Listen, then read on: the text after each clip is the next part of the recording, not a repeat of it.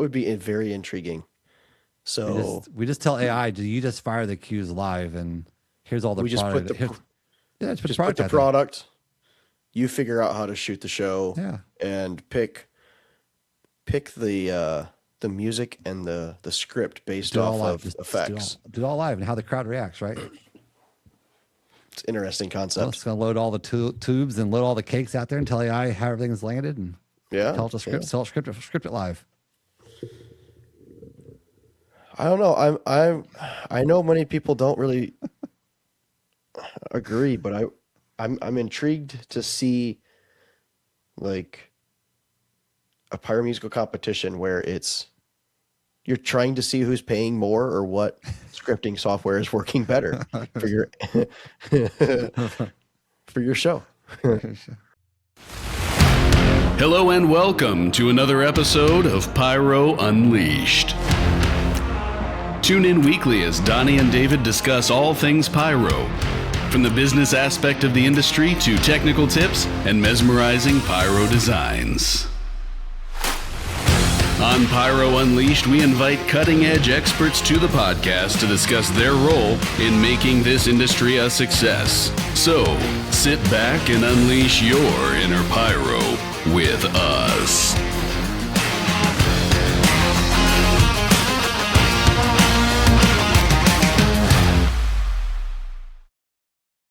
Hey everybody, CJ here with Muxboard, and if you're serious about your firing system, you need accessories you can trust. I've been designing custom slats, breakout boards, adapters, and more for over a decade, and it kind of makes Muxboard the industry OG. Still not sure? Hey everyone, Den Fireworks checking in here to say I have chosen Muxboard. I'm Brian McVeigh, and I chose Muxboard. And again, I'm Joey Pewitz, and I choose Muxboard. and again, I'm Brandon, and I choose Muxboard. and again, Hi, I'm the Pyro Santa, and I use Muxboard. and again. I'm Canada, and I choose Muxboard. Every Muxboard slat and breakout board is designed to meet or exceed IPC electronics industry standards. And that's a level of quality and reliability you're not going to see just anywhere. Don't settle for less. Head over to the new website and check it out for yourself. That's MUUXBRD.com. Now, let's get back to the podcast.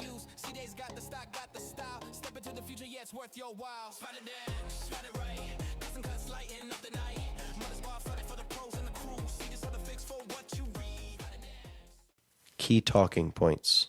Effect selection. What defines a signature style? Effect selection, structure, transition and timing choices. Use of silence and restraint. What is that? I don't know what that is. Silence and restraint. Well, restraint. Well, restraint is just like holding, be able to like control yourself and not, not Oh, like I know. the, I not know do like what it sky is. peak the whole thing. But you can't do that. You have no restraint, do you? What's restraint? Yeah. That's why you have Finding your That's why identity. you have like a 10,000 PGIQ show, right? I mean, You're like, well, I was going to say you're like one of the only ones to know that, but finding your identity. What kind of shows do you enjoy watching? Do you lean towards musical precision or raw energy? Identifying patterns in your past shows, which is funny because I do look back at some of my shows, right? And I tend to use a lot more beat drops and a lot more beats to script to versus vocals. But I do think that there is a healthy medium between using both. And then I use a lot of vocals as well. It's probably a 50-50. yeah.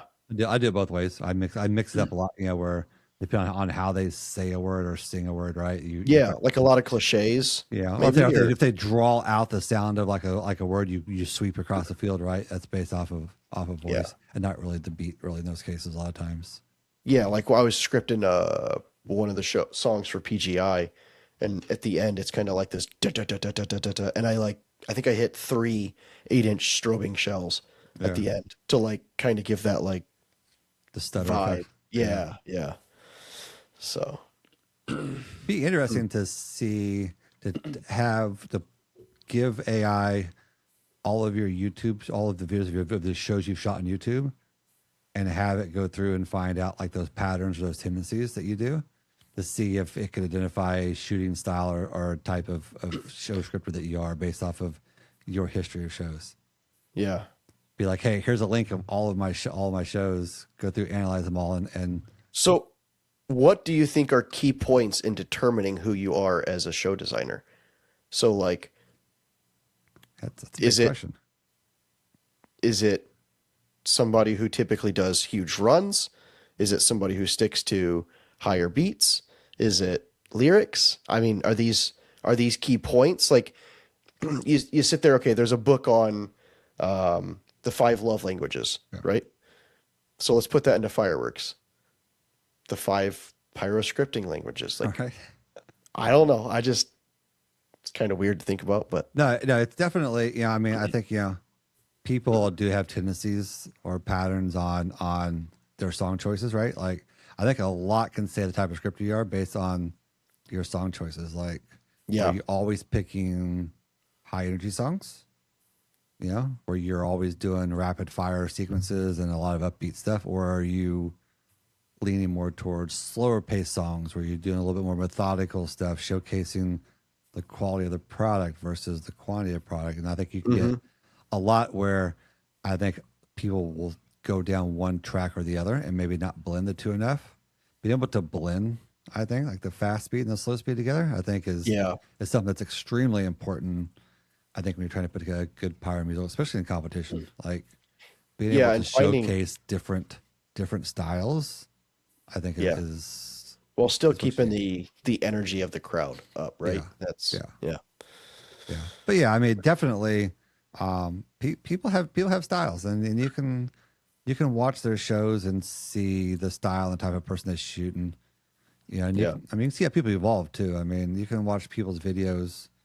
I mean, you could probably watch my videos from my shows and see how I've evolved, over time, from somebody who's just done a bunch of stuff to maybe more methodical, more slower stuff now, to where you're showcasing things more versus just throwing a bunch of product out. Yeah. So do you have like certain designers that I would say look up to and kind of base some of your effect, like some of your design off of, because you want to replicate that? Or is it kind of like you just do your own thing?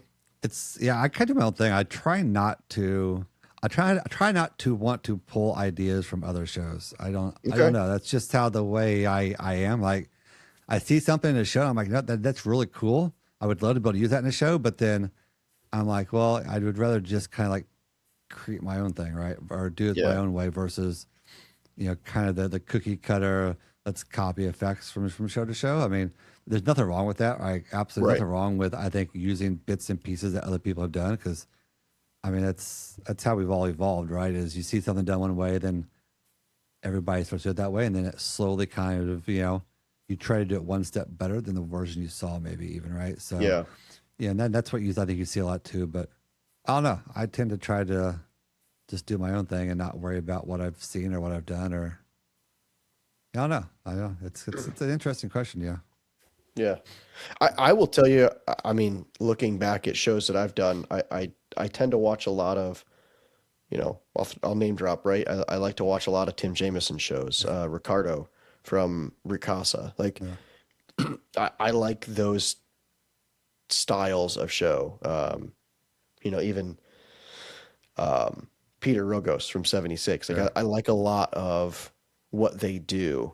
And I guess I kind of, not necessarily just do copy and paste. I like to put my own twist to it. Yeah. But I like to pull a lot of the energy and a lot of the concepts and thought process from some of their shows.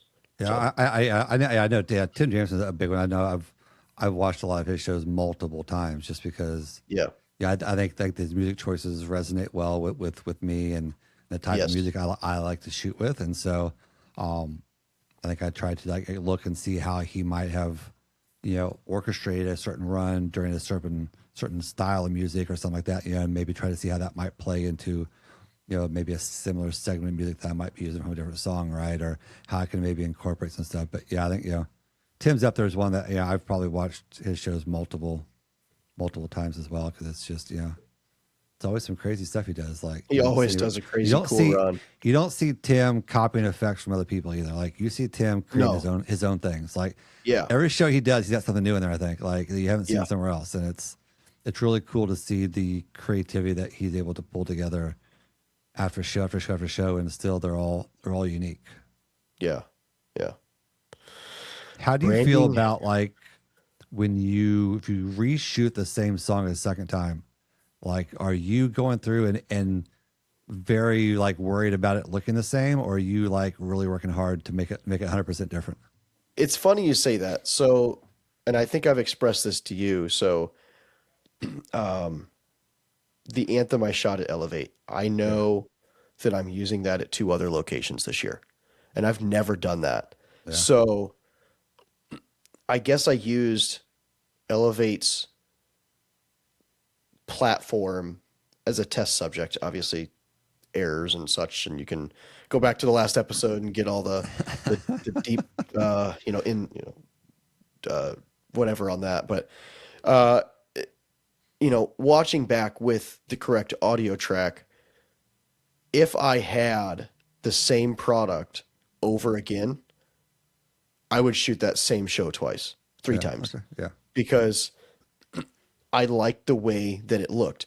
But again, going back to conversations we've had before, you look at Ricardo from Ricasa, and he'll shoot the same song at different events and script it differently to see how the crowd interacts with it. And then he'll take the best of all those interactions and compete with that version. Yeah. That's So I don't, I guess we shot, the closing show at CobraCon last year. Yeah. And I did use a couple again, and I did them completely different. Yeah. But again, I think it's, like you said, it's an evolution of who I've become as a scripter and as a designer, that I want to make it different than I did before. Yeah. And I think that's a big way to see how well you evolved as a scripter, right? Like, can you take the same song you shot 5 years ago, put it put it in finale and start scripting it? Will it be the same? Will it be different? No, it would be 100% different. Like that tells you how much you've evolved, I think, as a scripter. Like, if you've designed it and it looks the same or similar to how you did it before, you've kind of stuck to your roots, probably the same. But if you design it a second time and you're really, really hard pressed about wanting to do it differently, then I think that just shows the evolution of the type of shows you want to do. Yeah, how about you? Have you shot the same song more than once? And I probably have. I know a lot of shows I try to do them differently. I don't like using the same song again, but yeah. Like I said, I've done paid shows where you shoot the same show at multiple occasions, and you just you script it one time and you just go out and you just shoot it, because different audience, nobody's ever going to see it. Like they don't have no idea you just shot the same show last night. Like exactly, they don't know, right? And it's just a paid show. But competition wise, I don't, or even in like a club shoot, I don't even think I've probably have ever used the same song twice. I don't. Yeah. I always try to find new songs, but there have been people I know in KCAT that have shot the same song more than once, and they absolutely love doing that, and they love going through and re-scripting it and trying to make it different. Like, it's just the way it is, yeah. And I think we've brought this up before. What are your thoughts on, say, taking 3 different designers, giving them the exact same song, and design it different? I think it'd be perfect. Yeah, I think it'd be That should have been the Battle in the Sky this year at PGI. That would have been pretty cool. That should have been the same soundtrack. Like, I wonder, man. Now I'm gonna think that over, because that would be very cool. Like, that would be really cool to see that come to life. I don't know. We're gonna be able to talk to Rob here in a couple weeks, and we're gonna talk to Rob to do some blind pyro where he gets all of them use the same soundtrack. That'd be interesting. Speaking of, I was just talking to somebody, and it sounds like the Unlimited is maybe not happening this year. I don't know. That's rumor. Rumor has it. Rumor has it. So we're gonna. Yeah, they're little trying to sky, make some field space, I think. Yeah, little Sky Wars tidbit there. Yeah, we'll see. I believe it'll be the 3 pro-ams, 3 pro shows, drones, I believe as well, probably. Okay. Yeah, obviously national anthem, but lasers and such. Yeah, I would imagine so. Yeah, I haven't really. I mean, I haven't heard much, and I'm shooting a show there, and I still don't have all the details I need. But, I mean, me and Mick have conversations where we're like, we don't know all the details yet, but yeah. I mean, we're still full speed ahead on scripting, so I mean, it's we'll make adjustments if we have to. Yeah, like it is what it is, but FireTech firing systems, built for control, built to perform. Stronger signal, total control. Lightweight, compact, ready to go. This is FireTech.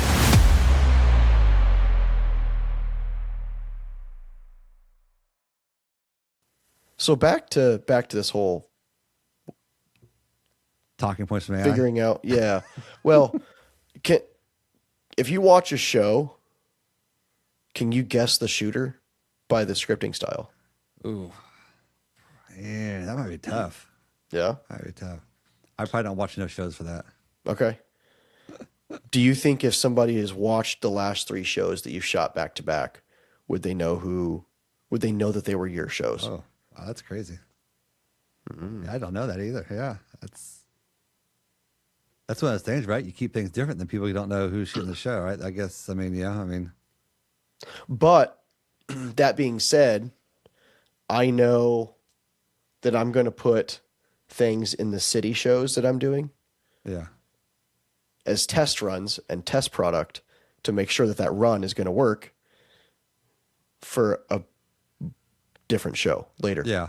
Like, I mean, if they saw videos of all your city shows put together, then your final show, they might be able to make that connection. Yeah. So I've seen enough people in K-Cap shoot shows. I could probably watch a show blindly and I could probably pick out the K-Capper who shot it probably. Okay. Yeah. I don't know. Just a couple more things I was looking at here. And I know one of the things that we kind of brought up a little bit ago was the whole scripting kind of thing was the effect fatigue. Effect fatigue. What does that mean to you? Well, I mean, to me, that just means as an audience member, right? You've seen, or a judge or whatever, you've seen the same effect so many times, you just kind of become numb to it essentially, or you just like, it's like, it just becomes, average at that point, right? Like the first time somebody does something, you see it, it's cool, but then if they've done it 6 times in the show, by the time you see it the 6th time, it just seems maybe too much, overplayed. Yeah. Well, it was almost that way at Western Winter Blast. The closing show used lightning shells in more than one spot. And it was like, okay, the first time it's like really epic. And then the second time it's like, all right, that's really cool. I'm glad you did that again. And then by like the 3rd or 4th time, you're like, well, I really like that effect. I mean, I know how much money you're putting in the sky. Like, I don't know. Yeah, but like, yeah, agreed. And I think the biggest thing comes because a lot of time, I mean, you get songs that are repetitive, right? And I get that when you script them, you get your sequence down on that first time, and you're gonna, But what I think a lot of people get in the habit of is copy and paste. Yeah, I'm gonna copy and paste this run every time this happens in this song, and by the time you get to that 3rd, 4th time or whatever, at that point, it's a little bit too much, right? Like you've done it too many times at that point for it to really hit the same.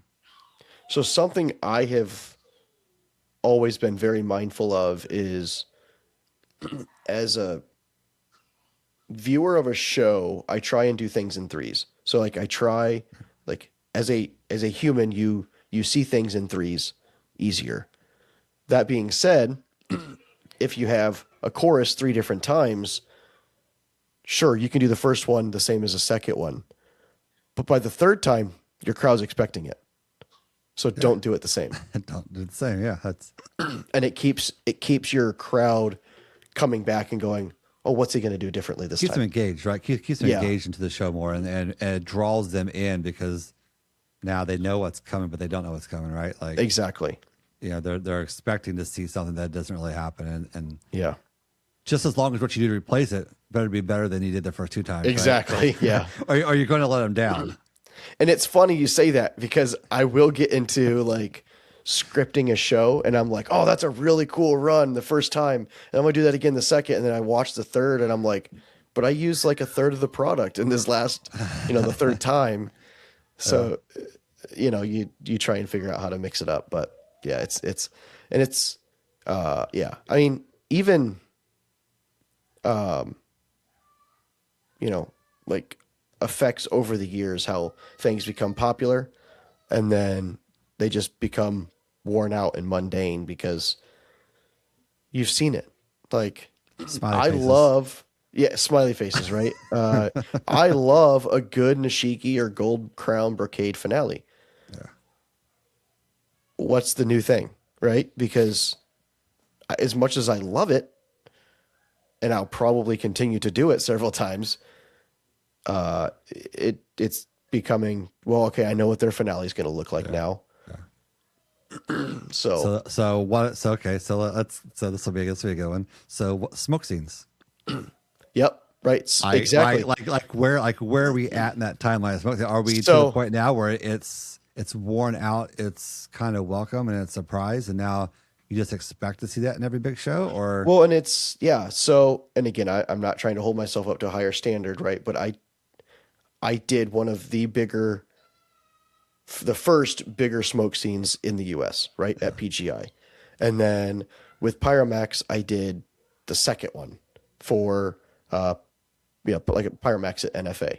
Yeah. So I had two, what I felt like extremely epic moments in smoke. And then you go to Sky Wars and Mikrit does it again. And I'm not bashing that he did it. No, it looked really, really good. And to phenomenal. The first, exactly, it was very emotional. I mean, okay, well, let's go down this avenue before I finish that. Do you think that smoke scene would have been as good if that halo wasn't in there? And again, this is not a bash to him. I didn't even see the halo until the recordings afterwards. So, oh, really? Okay. I thought it was good before that even was even there. Okay. I thought it was one of the best. And again, scenes, so. I did too. I just watching it in person and seeing the halo, it drew out a different like emotion because of the song choice, right? So I will say I think that was probably the best smoke scene I've seen. And again, that's coming from me saying, look, I have shot two very large smoke scene shows. So yes, I think they're going to get overused. If they're not already. I mean, the amount of smoke stuff now in the consumer market is it's huge. In the pro line market too is just, it's crazy the amount of smoke product out there. Well, we were debating that the other day, like at Wisely, like we were like, well, do we do a smoke scene or do we not for PGI? Like, we're not going to do cells, but if we do like a wall of smoke for something and then strobe it or whatnot, like it's different, but it's not like, So I don't know. What are your thoughts on it? No, it's definitely interesting. And I thought it was cool the first few times. Right. And last year I think it was cool. And, people keep asking me, you're going to do a smoke scene in Sky Wars. And I'm like, probably not. Like, it's just not. I think it's cool. It's cool as a novelty thing, but and I just not super. It's not going to have the same impact now.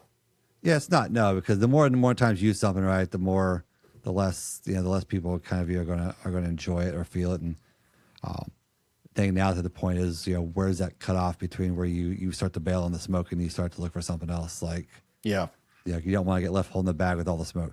Yeah. Well, and I think really it boils down to what's the next big effect in the industry. What's the next scene that you can create? The next, 1 second wow factor. And again, I'm not saying take away from that because in the grand scheme of things, like let's take YouTube for example, right?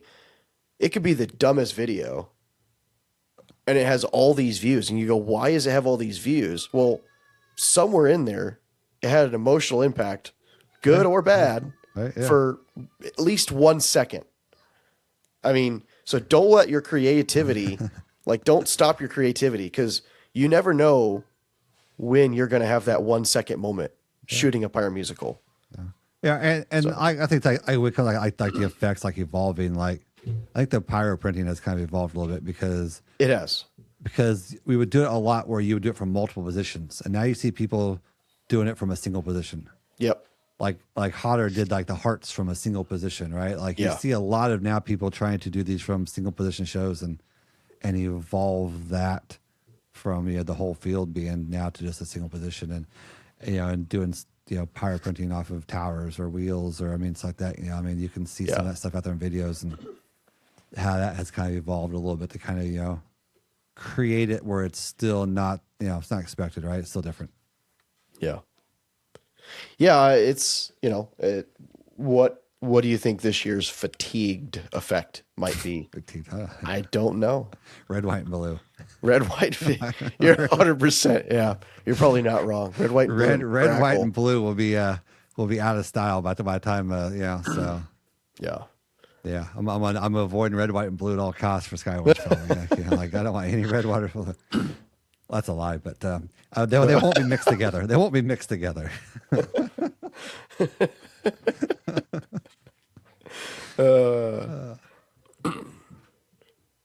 Let's see. Yeah. What are your thoughts on like timing drift in a pyromusical? Like, God, it just drives me nuts, man. Well, that's just poor Simpy. That's just your poor Simpy. That's your whatever system you're using. That's a problem there. Yeah. We had that happen in 2023 with our Skyward show. There was a little bit of, it was weird. It would drift a little bit and they would catch back up, drift a little bit, catch back up, drift a little bit, catch back up, and I blame all that on just the water and everything being wet. Yeah. How do you tend to design? So obviously post music selection, right? So what is your process for designing a musical? Like, do you go and just do all sorts of key points where you're like, oh, I know I want this here, want this there, and then backfill? Do you start at the beginning, work all the way through? Do you start at the finale and then kind of backtrack and fill? Like, what's your process? I listened to it about 40 times probably before I even think about starting the script, right? Like I listened to the soundtrack, I don't know, probably 15 or 20 times before I even start scripting, just to kind of visualize in my head some scenes that I want to create or some particular feeling or some emotion I want to convey. I kind of get those in my head, and then when I sit down to actually start scripting, I'll go to those points first, right? And I'll be like, okay, these are key things that are the most important piece of the show for me. Like I want these to be perfect, and I will work on those first because so much of the other stuff can sometimes be filler. So that's what happens, especially if we're doing a paid show or even my own personal shows, right? Like I'll script out I'll script my most important pieces, and I'll go through and get like some of the single shots and maybe some of the flames and strobes. And then I'll look at the timeline and see, okay, I got these gaps here, and here. Okay, I need some 30-second cakes, right, to fill in. That's all I really care about. I just want some cakes to fill in this spot, right? I'll go and see what I've got and toss in some cakes that will magically fit the timeline that I need to fit, 30 seconds or 25 seconds or stuff like that. Because most of the time it's just filler sometimes. Yeah, it is. Yeah. Well, and it's funny because like that's kind of how I have been, but especially with PGI this year, I've been trying to script with more of an intent or a reason for the color combinations I'm doing, or trying to be more more cautious, I guess, to color schemes as opposed to just throwing paint at a wall and hoping it looks right, I guess. Right. So, I don't know. I've been trying to test some different philosophies while I script. I guess I'm just, I don't know, just trying something different, I guess, this time. No, absolutely. Yeah, I think that's important, right? Like the important as a scripter is you want to branch out, challenge yourself, right? Let's like do a different method, different style. Yeah.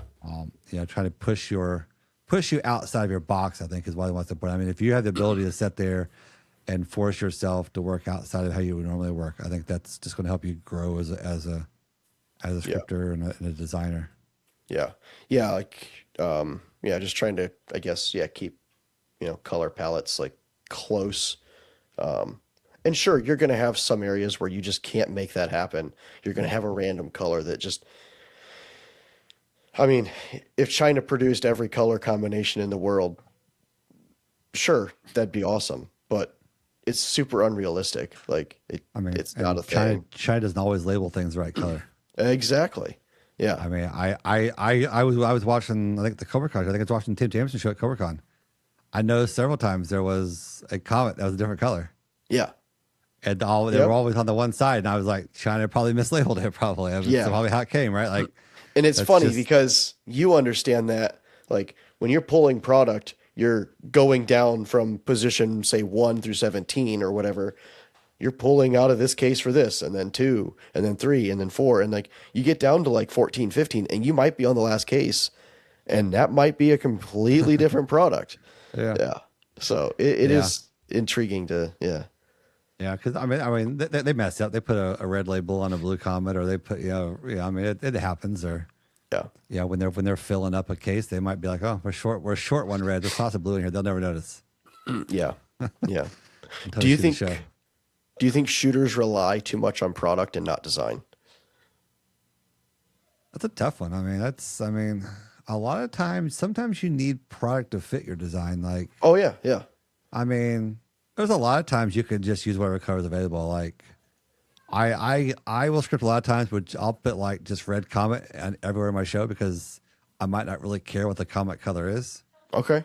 Yeah, I might just script 100 red comets and be like, well, whatever I have in red's red, and the rest of them are going to be whatever color I don't have, right? Like, it's not important, right? Like sometimes that's just the way it is. Like, I don't really care what the color is. It's just the artistry part of that, right, is what's there. The colors is kind of, but that can also, too, make your show look sloppy, right? Like, yeah. So I think you got to kind of balance, I think, a little bit there between artistry and the colors or the availability of product. Because, I mean, and sometimes you're stuck scripting with what you have. I mean, yeah. I mean, I have 1 red and 3 blues. Like, what am I going to do? Like, I can't shoot 2 reds and 2 blues at once. So I got to make this look somewhat normal. Yeah. Well, you say that, and like, okay, let's get back to ChatGPT because or AI, right? Like, I'll be the first to admit, we've talked about it, I think on here, I think we've talked about it, just you and I talking about it. Like, I have used AI to tell me like the color palette of a song. I've done it. It's intriguing. Like, I tested it. Not only did I test AI, but I actually tested it to maybe to people that don't necessarily watch a pyromusical, and I ask, what color does this show evoke, right? Yeah. And it's intriguing how close they were on, like an artsy type person versus somebody who maybe is more of a builder mindset. They had a different, and again, it depended on what song it was. Like, different lyrics. The thing too is like different colors elicit different emotions, right? And exactly. So a song that conveys a certain emotion should elicit similar colors to whoever listens to it, right? Like, I mean, like you could ask 100 people what the song color, and it probably you would probably get a pretty good consensus on a similarity of color or spectrum. They all might not exactly pick the exact same color, but they're all probably going to be, it would assume, fairly close to each other. Right. Well, I mean, okay, let's pick probably the most color cliche song, Wonderful World. Like, everybody's going to do red and green and excessively colorful, for different segments of that. A lot of like rainbowish type colors. A lot of rainbow color. Exactly. Right. Yeah. But, you use, Sound of Silence. What colors does that evoke to you? Yeah. Some a lot more darker colors, right? You got more to me, there's a lot of elegance in that. So I want to use a lot more purples and then accenting that maybe with reds. Yeah. And then, some brocades or willows or sorts of such. So I don't know, just interesting to kind of think through that. No, it is. Yeah. I think that plays, I mean, something else to, when you're scripting shows is, trying to match that emotion. Yeah. I mean, yeah. I'm going to ask Ellery what kind of, did you ask Ellery these questions about what colors songs were? Yeah. He told me it doesn't matter. So it doesn't matter. Which I don't know. Hey everyone, when you think solid fireworks, what brand pops into your head? For a lot of pyro fans and shops, it is Winda. Pyro fans love us because our stuff just works. Retailers love us because customers keep coming back asking, hey, you got more of that Winda? And honestly, we get why they know what works. You will see why when these roll across your screen. For decades, Winda has maintained the same standard. Bright brakes, clean timing, and dependable safety. If you're curious, don't sit on it. Go see why people keep choosing Winda year after year. Check out the full lineup at www.pandafireworks.com. Winda Fireworks, the most reliable fireworks brand. This is an interesting one. Edgy hook lines. Stop choosing fireworks, start designing moments. I don't know how I feel about that. Like, I mean, sometimes moments. It's I don't know, it's interesting. Sometimes you need both, I think. Yeah. But like to your point, like you do need just filler moments. Like, well, and you also those big moments, right, that are going to wow everybody, right? And that's like you definitely need your wow moments, and then I think how you get from one big moment to the next big moment, I think can be filler. Yeah. So, do you let your gear restrict your designing abilities, or do you just design your show and pray to God you can find the gear to make it happen? You just design it and just hope you can find equipment. Like I'm in a club where I can get the equipment, so I can design the biggest show I want, and I know I have access to equipment. Like I don't worry. I mean, obviously in the beginning when I didn't have that accessibility, I really had to I have this much equipment. Like I need to be within this amount. Like I know I'm gonna have to series some stuff together. Probably I'm gonna have to wire some things in together to make it work. But I knew I had to be within a certain limit, right? And then you got to kind of hope that the soundtrack you picked will fit within that limit, right? Like it's a little bit of both ways, right? Like you've got to kind of script, and then if you have to go back and maybe you go back and cut a song, or you have to go and lighten stuff up a little bit. I mean, I've done that before where I've scripted and be like, I'm gonna have to cut a song, I think. Okay, so to that, say you're using a firing system that has 18 cues, Cobra. Let's just throw Cobra out there, right? You have a 72M, it's completely full, but you have 73 cues. Are you going to go in there and try and find that one cue that you think you can remove? Or are you going to put another 18M out there because you know you have the gear? I'm going to series something together and be like, we're going to call this good. Like I'm going to figure out which two shots are close together, and they're going to go at the same time. Okay. No, I will absolutely go through and I'll filter my finale script by just that mod, and I can see it on the timeline, and I can see if there's two things happen at the same time that I could series together, or maybe there's something that overlaps somewhere that I don't need and I can take off. I'll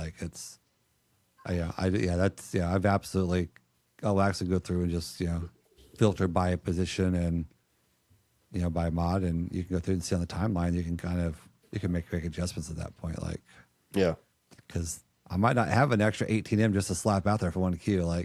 Right. Not many backyard people just have an extra ATM laying around that I can just slap out there and toss a cue on. That's for sure. Yeah. As a backyard scripter, you're probably really thinking about the number of cues you have, and that's how you're scripting your show too. Yep. Whereas you're designing for some big, competition type of show, you're just going to design the show you have, and then you're going to go out and find the equipment you need to shoot it. Yep.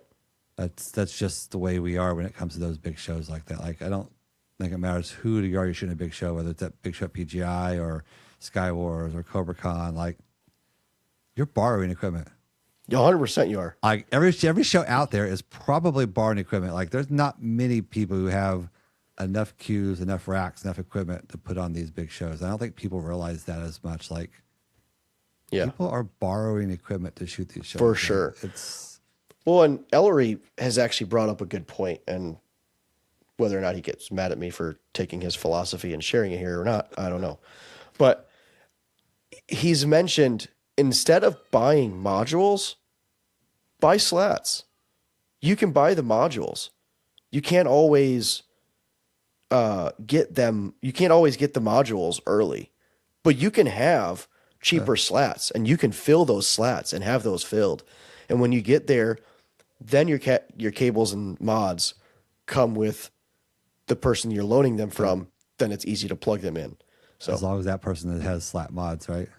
Exactly. I mean, if you're borrowing somebody who has just quick plug or just regulars, right? Like you're verify your lender's gear, right? You're at the mercy at the time you get there. I mean, but slats are perfect. I mean, I use slats. All my Cobra gear was slats before. I mean, the fire trucks I have now, it's all slats. Like it's the perfect way to prep ahead of time, and you just didn't at that point. You just need mods, right? I mean, but yeah, I mean, it's very much like, it's a matter of borrowing equipment. Like it just doesn't happen. These big shows don't go on without the resources of clubs and friends and people loaning equipment. Like it's not possible.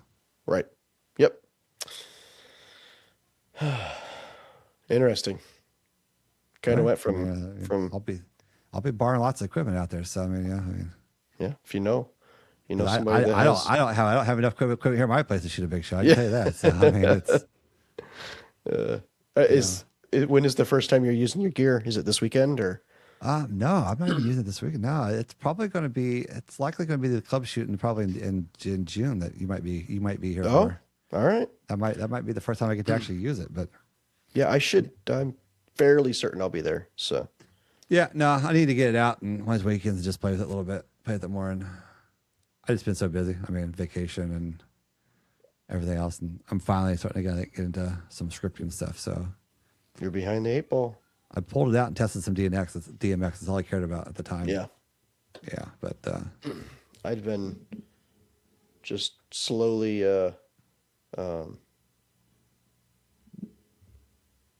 shooting E-match or something in the backyard or something. It was good to see CJ. We were just actually texting just a little bit ago. So okay. Yeah. Be good to see him again. I missed not being there just to see everybody. But yeah. Yeah. And then nice you're not going to get just like to see everybody sometimes.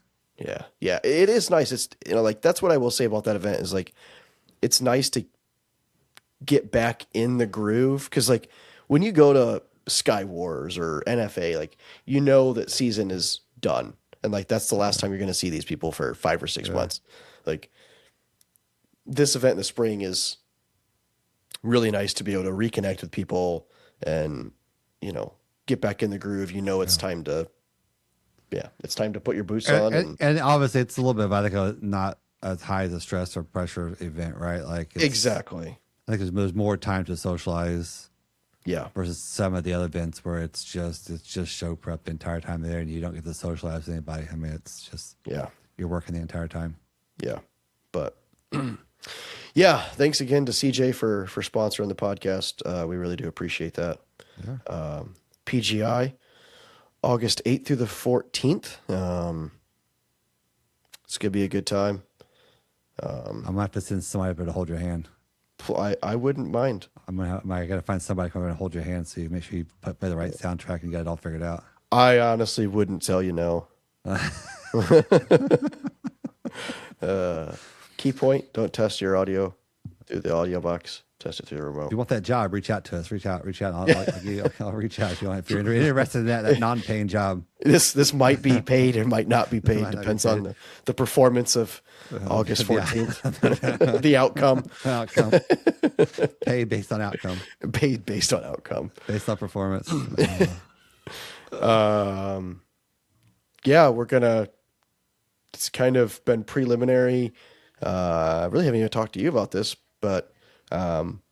We're gonna have a whole like camp spot where everybody can come and hang out and nice. Should be kind of a chill, like family atmosphere with bonfire and no Airbnb in this time. no Airbnb this time. Well, the ladies are getting an Airbnb. So they don't want to glamp. So, but it would be cornhole. It might not be so friendly, but we'll see. Yeah, it's gonna be a good time. When we're not there, we'll be out in the field. It's gonna be a big one. Oh my gosh. I don't know what I'm getting myself into, but it's going to be fun. Yeah. Thanks to... That's the big stuff, yeah. Yeah. Winda, Wizard, T-Sky, FireTech. Yeah, all very big sponsors. And we got to get you some FireTech for that PGI show. Yeah. Well, it was... if somebody else wasn't using all the stinking FireTech in the U.S., I might actually think about it. I don't know who that might be. I have no idea. There's plenty out there, apparently. I mean, there's a lot more than you think. Is there? Oh yeah, there's yeah. Well, that'd be an audio issue and hopefully this fire system works. Supposedly there's actually some rental equipment out there you can actually rent from. You can actually rent some fire equipment apparently out there too. So yeah, so I've heard. There's other really cool effects that need to happen before renting gear. You just start a gear rental business. A gear rental? Pyro Unleashed rental. Pyro Unleashed rental. Unleash your inner rental. Yeah. rent your equipment.